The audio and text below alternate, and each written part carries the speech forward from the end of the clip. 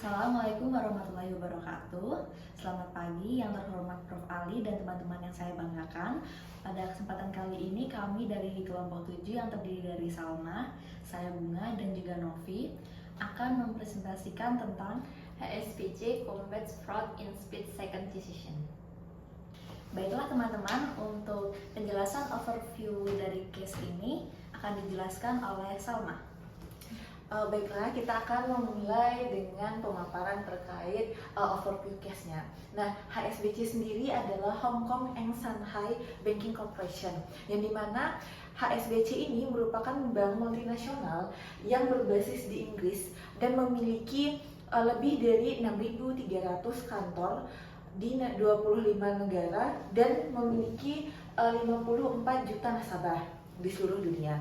Nah, sebagai lembaga keuangan global dengan volume transaksi yang besar, HSBC tentu saja menghadapi tantangan serius dalam mengendalikan risiko penipuannya, terutama pada transaksi debit, kartu kredit dan kartu debit dan layanan perbankan daring.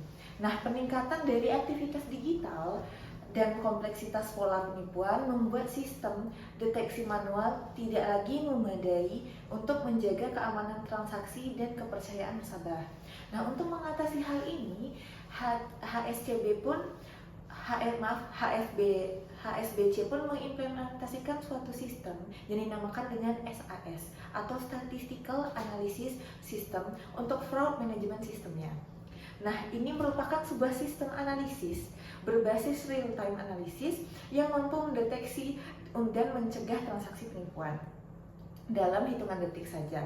Nah, kemudian sistem ini juga menggunakan yang dinamakan Application Programming Interface atau yang biasa kita sebut API.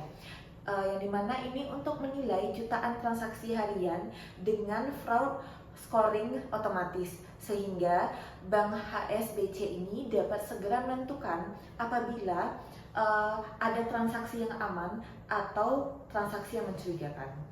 Nah, melalui penerapan sistem SAS ini, HSBC berhasil menekan tingkat penipuan secara signifikan, meningkatkan efisiensi pemeriksa transaksi, serta memperkuat reputasi dan kepatuhan terhadap regulasi internasional. Oke, kita lanjutkan terkait permasalahan utama yang dihadapi oleh HSBC ini sendiri. Nah, HSBC menghadapi tantangan besar akibat tingginya volume transaksi global. Setiap harinya, jutaan transaksi kartu debit dan kredit terjadi pada lintas negara, sehingga meningkatkan risiko penipuan atau fraud yang semakin kompleks dan sulit dideteksi. Nah, sistem tradisional yang bergantung pada pemeriksaan manual tentu saja tidak lagi mampu untuk mengimbangi kecepatan serta skala transaksi digital yang terus meningkat, sehingga membuka peluang bagi kejahatan cyber untuk mengeksploitasi celah keamanannya. Kemudian, selain itu ada risiko reputasi dan kepatuhan terhadap regulasi keuangan global yang turut meningkat, yang dimana apabila penipuan tidak dapat terdeteksi dalam tepat waktu, maka ada kemungkinan HSBC ini dapat dituntut untuk membuat keputusan cepat namun akurat, seimbang antara keamanan transaksi dan kenyamanan pelanggan. Nah, sehingga apabila adanya kegagalan dalam menjaga kecepatan layanan dapat menurunkan kepuasan pelanggan. Nah, sementara keterlambatan apabila HSBC ini terlambat untuk mendeteksi aktivitas mencurigakan, maka mereka dapat menimbulkan kerugian finansial dan yang paling parah mereka dapat mendapatkan sanksi hukum. Nah, disinilah kebutuhan akan sistem pengambilan keputusan otomatis berbasis data menjadi sangat penting. Nah, untuk menjawab tantangan-tantangan tadi, HSBC ini pun mengimplementasikan suatu sistem yang dinamakan SAS, Fraud Management System. Nah, ini itu seperti yang sudah saya bahas di awal, ini merupakan solusi yang berbasis analisis waktu real time dengan menggunakan API. Nah, dengan mekanisme API ini, keputusan itu dapat diambil secara instan. Apakah transaksi aman, ataukah perlu ditinjau ulang, atau harus ditolak. Nah, lebih jauh pula, HSBC mengintegrasikan jaringan keuangan global mereka melalui satu sistem terhubung dan memperkuatnya dengan algoritma pembelajaran mesin atau machine learning. Nah, teknologi machine learning ini memungkinkan pemantauan jutaan transaksi secara berkelanjutan dan pembaruan model prediksi berdasarkan pola penipuan terbaru. Nah, implementasinya ini tidak hanya meningkatkan efisiensi dan akurasi deteksi, tetapi juga memberikan perlindungan reputasi, mengurangi potensi kerugian finansial, serta memperkuat kepatuhan terhadap regulasi internasional. Kemudian kita masuk ke soal yang pertama, yang dimana analisis alasan untuk menginvestasikan jutaan dolar dalam mendeteksi dan mencegah transaksi penipuan. Dalam evaluasi Anda, lakukan analisis cost benefit untuk menunjukkan mengapa biaya investasi tersebut sepadan. Nah, seperti yang dipaparkan di awal, HSBC ini memiliki tantangan-tantangan. Nah, dari tantangan tersebut, akhirnya HSBC ini kan membutuhkan suatu sistem yang mampu menganalisis transaksi dalam waktu kurang dari 1 detik atau split second decision untuk memastikan setiap aktivitas keuangan aman dan terverifikasi. Kemudian dari split second ini, transaksi ini secara otomatis dalam skala global harus diproses kembali dengan cepat dan dalam keputusan waktu yang nyata. Nah, sistem ini itu memungkinkan analisis yang cepat dan pemrosesan ulang secara real time guna mendeteksi apabila adanya pola anomali dan potensi penipuan. Nah, langkah ini sebenarnya menunjukkan kesadaran HSBC bahwa biaya pencegahan itu sebenarnya jauh lebih kecil dibandingkan potensi kerugian akibat apabila adanya penipuan serta hilangnya kepercayaan publik. Nah, dari sudut pandang ekonomi sendiri, investasi yang dilakukan oleh HSBC ini merupakan strategi cost with long term return, yang dimana investasi ini bukan beban operasional, melainkan apabila ada biaya pengadaan dan pemeliharaan pada teknologi SAS ini sendiri, meskipun memang mencapai jutaan dolar, namun manfaatnya bersifat berlipat ganda. Pertama, apabila ada kerugian finansial akibat fraud, maka kerugian finansial itu dapat menurun drastis, seperti yang disebutkan, seperti kehilangan tingkat pada transaksi kartu kredit global.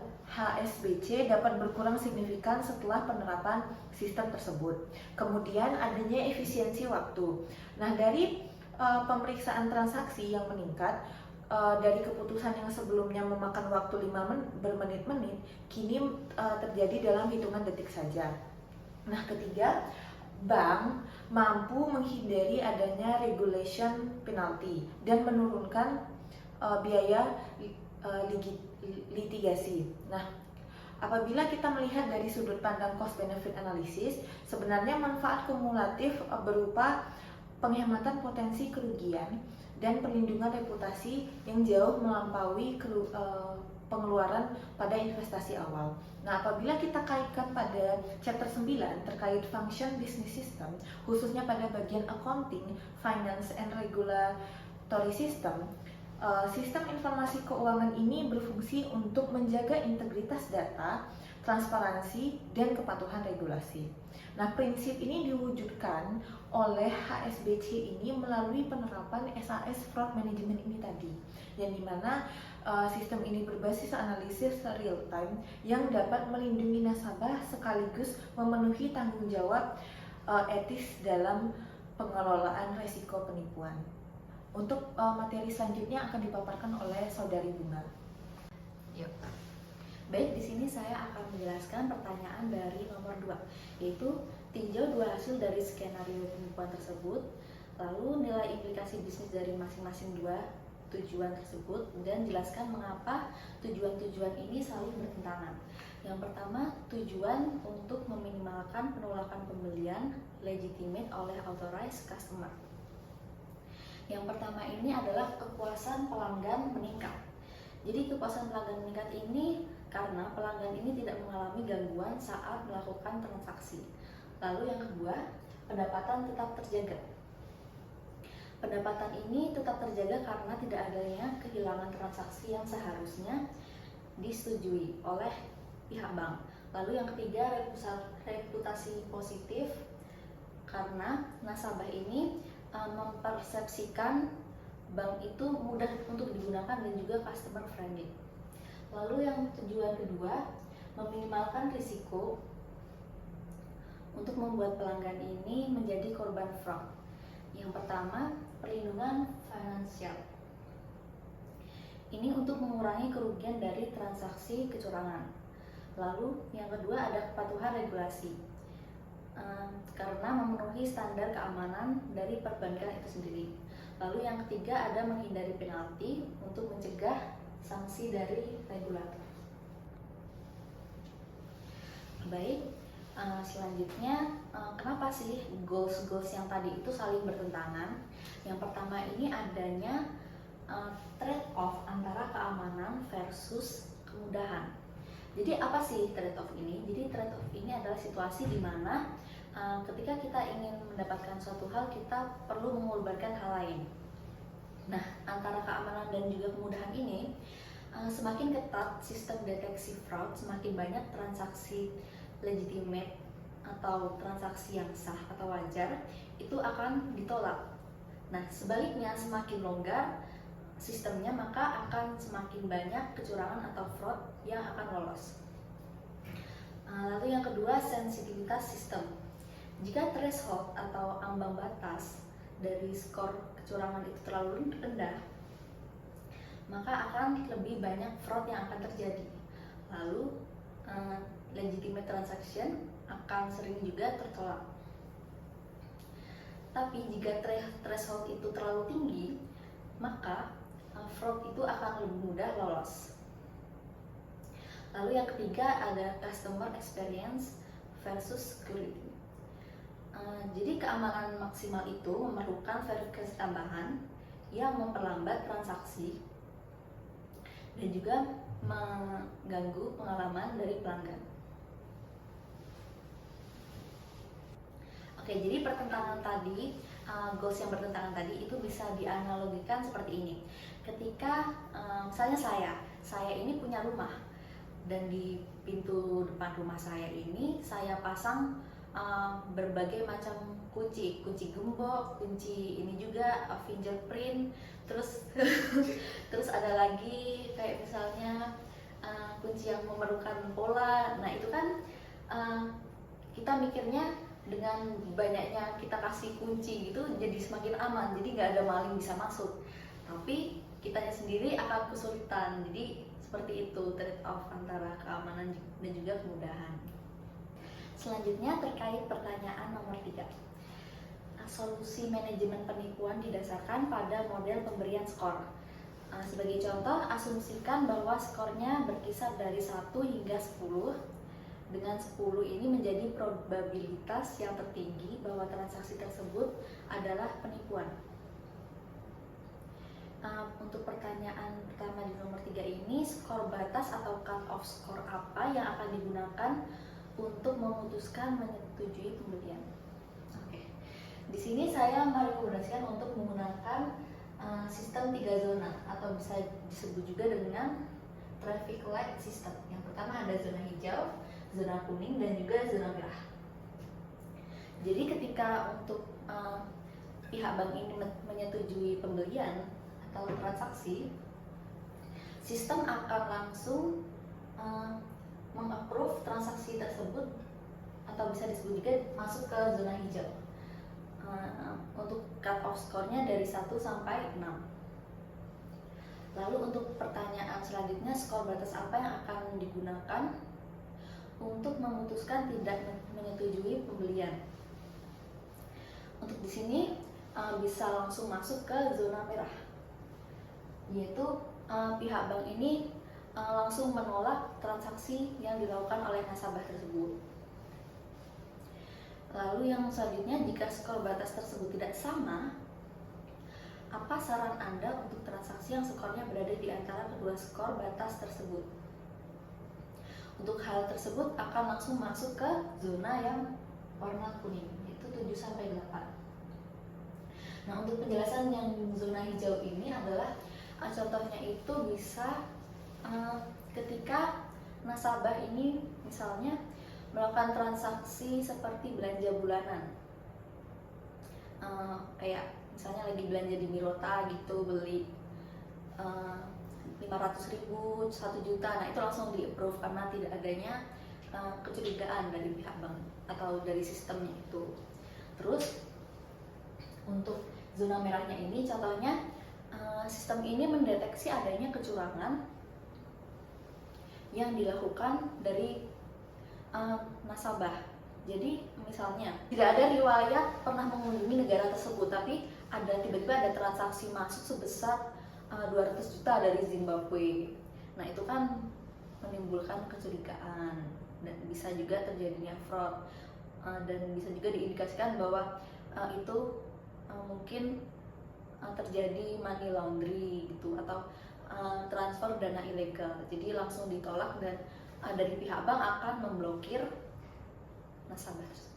Selanjutnya yaitu alasan bagaimana keputusan persetujuan itu dibuat dalam sepersekian detik. Nah, menurut diskusi kelompok kami itu ada 2, yaitu yang pertama tentang kenyamanan dan ekspektasi pelanggan, dan yang kedua sifat transaksinya itu real time. Nah, kenapa kok kenyamanan dan ekspektasi pelanggan itu menjadi alasan keputusan yang harus real time? Karena ini mengarah ke pelanggan atau lebih ke pendekatan pelanggan. Misal contoh, kita ada pembelian secara QRIS, lalu ada contoh lagi pembayaran e-tol itu juga persetujuannya sepersekian detik, itu membuat nasabah yang berbelanja itu lebih cepat dan lebih efisien, dan kepercayaan pelanggan kepada sistemnya itu tuh lebih tinggi, seperti itu. Lalu yang kedua itu sifat transaksinya itu secara real time. Nah, jadi terkadang ada transaksi-transaksi itu yang jenisnya itu harus real time. Tidak boleh ditunda-tunda. Nah, misal ditunda-tunda itu akan menyebabkan macetnya transaksi ataupun macetnya perbelanjaan. Jadi salah satu yang menyebabkan itu transaksinya tuh harus bersifat real time, seperti yang saya sebutkan tadi yang di awal, yaitu pembelian secara QRIS, lalu ketika kita di tol itu menempelkan kartunya itu harus sistemnya real time. Jadi ada transaksi-transaksi yang harusnya itu harus secara real time. Lalu untuk selanjutnya itu akan tetapi bagaimana jika sistem real time itu terdapat kerugian atau terjadi penundaan. Nah, di sini dijelaskan ada tiga akibat jika transaksinya itu terdapat penundaan. Yang pertama itu ada kerugian pendapatan bank, yang kedua peningkatan risiko nasabah pindah, dan yang ketiga itu merusak pengalaman pelanggan. Nah, di dalam kerugian pendapatan bank ini, jika transaksi sah ditolak karena sistemnya yang lama, nah maka bank itu kehilangan komisi atau fee dari transaksi tersebut dan bunga di masa depan. Misal karena transaksinya itu lama dan sebenarnya ini mudah bagi bank, memudahkan bank, dan prinsip kehati-hatian banknya itu diterapkan, akan tetapi karena kelamaan sistemnya untuk mendeteksi, maka transaksi yang sah akhirnya ditolak, akhirnya juga pendapatan di bank itu tidak ada atau menurun. Yang kedua yaitu peningkatan risiko nasabah pindah. Nah, nasabah yang sering mengalami penolakan akan merasa bank tidak berkompeten atau terlalu paranoid sehingga mereka bisa menutup rekening. Kerugian ini juga mengait ke kerugian ketiga, yaitu merusak pengalaman pelanggan. Jadi ketika nasabah itu sudah tidak mempercayai bank, lalu dia pindah ke bank lain untuk yang lebih mudah atau lebih cepat, makanya ini juga bisa mengakibatkan kerugian pada perusahaan keuangan tersebut. Lalu memicu juga nasabah, reputasi perusahaan akan berkurang di mata nasabah.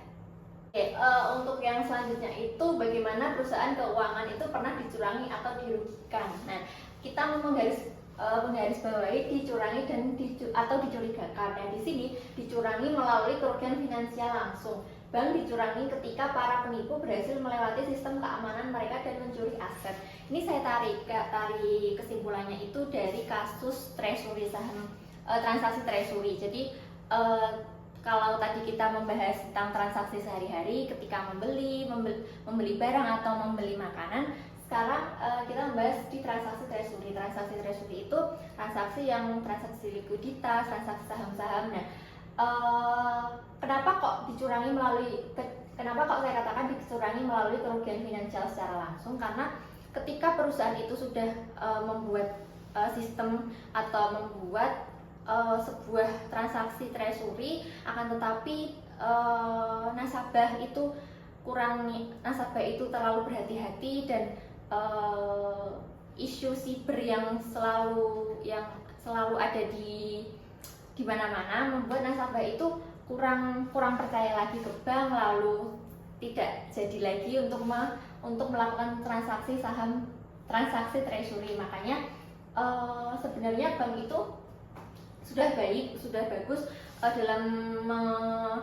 dalam membuat transaksi atau dalam membuat skema, akan tetapi karena nasabah itu terlalu berhati-hati, nasabah itu terlalu memikirkan finansialnya, makanya bisa mengakibatkan kerugian atau dicurangi melalui kerugian finansial langsung. Lalu yang kedua itu dirugikan melalui krisis reputasi dan operasional. Ini bisa ditarik kesimpulan ketika kemarin tahun ini pemerintah membuat regulasi tentang pemblokiran rekening yang sudah tidak digunakan. Makanya sebenarnya pemblokiran rekening yang tidak digunakan itu bagus karena bisa mengurangi kecurangan-kecurangan yang ada di pelaku penipuan. Akan tetapi karena kurangnya sosialisasi ke masyarakat, karena masyarakat Indonesia itu yang bisa dikatakan minim sekali pengetahuan tentang itu, makanya